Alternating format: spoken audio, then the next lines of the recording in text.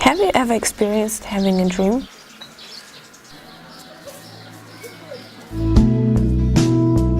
As for me, nature was always something to explore.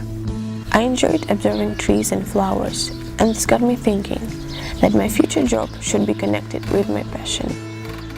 My parents have always wanted me to be a biologist, so I started to explore what I need to do to become one. My parents were so supportive, they would buy me the best biology books. I was really excited to dive in deeper, but it also had a downside.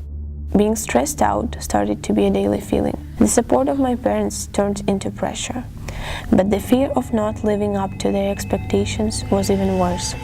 So I continued studying, and studying. I lost myself in the papers. I communicated with the book, not with people. I disconnected with the only thing that made me happy, nature.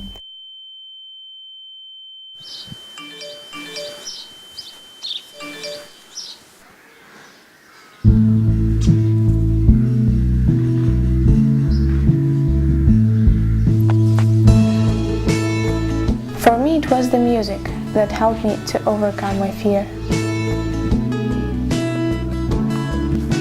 It took me too long to realize that I'm living my parents' dream, not mine.